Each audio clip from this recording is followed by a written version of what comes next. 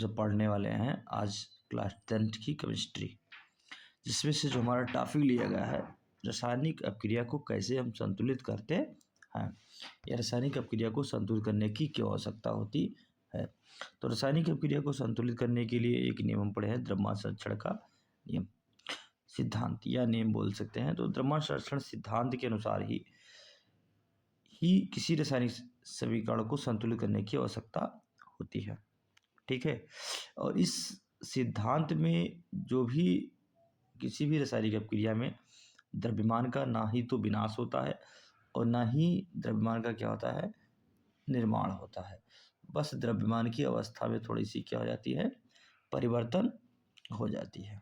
ठीक है, अब इसमें होता है कि रासायनिक अपक्रिया से पहले हमारा ये अभिकारक है और रासायनिक अपक्रिया के बाद जो नए पदार्थ बनते हैं उसको हम लोग क्या कहते हैं, उत्पाद कहते हैं। इसमें एक ही कार्य करना होता है कि यानी एक हमारा मान लीजिए हमारा LHS है, ठीक है, और एक हमारा है RHS है, राइट हैंड साइड, और एक हमारा है left hand side. Left hand side और राइट हैंड साइड में दोनों तरफ परमाणुओं की संख्या को क्या करना होता है, बैलेंस करना होता है। बस इतना ही इसमें क्या करना होता है, काम करना होता है। ठीक है, इसको बैलेंस करने के लिए एक हमारे यहाँ पर देखिए समीकरण को दिया गया है, जिसमें Fe को H2O के साथ अपक्रिया कराते हैं तो Fe2O3 प्लस H2O बनता है। इसमें हम ये देखते हैं कि जो आयरन परमाणु की संख्या 1 है, हाइड्रोजन परमाणु की संख्या 2 है और ऑक्सीजन परमाणु की संख्या 1 है। यानी ये हमारा अभिकारी अणु है। तो अभिकारी अणुओं के में परमाणु की संख्या को हम क्या कर लिए, नोट कर लेते हैं। उसके बाद देखते हैं ये जो हमारा इधर बनना है Fe2O3 प्लस H2O, ये हमारा उत्पाद है। अब उत्पादों में परमाणुओं की संख्या देखते हैं तो यहाँ पर oxygen Fe,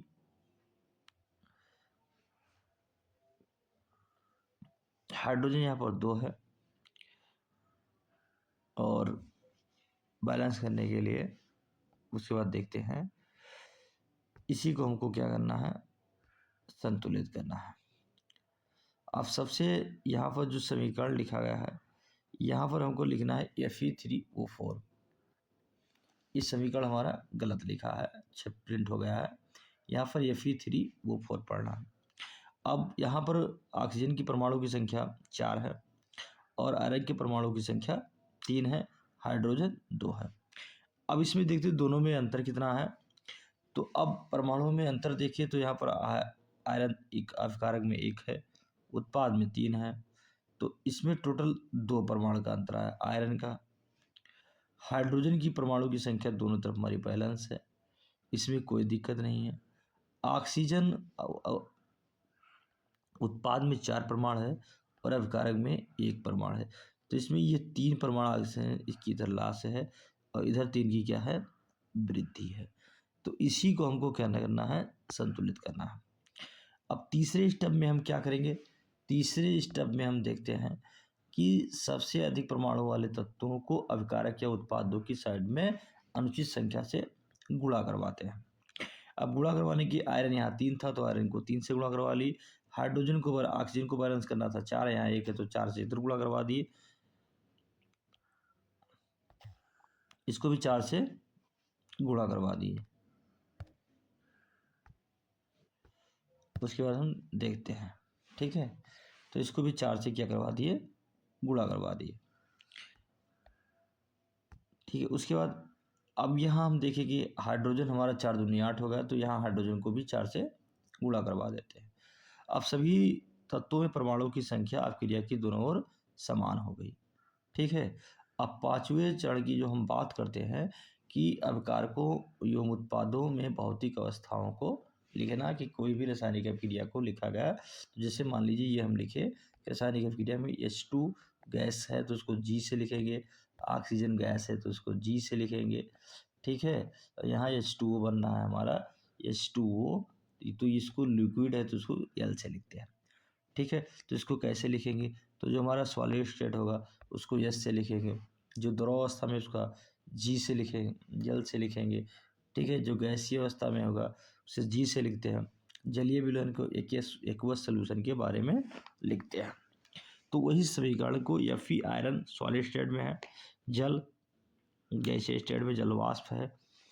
Fe2O3 ferrous hydroxide बन रहा है, ये सॉलिड स्टेट में है। और जो हाइड्रोजन है हमारी क्या है, गैसीय स्टेट में है।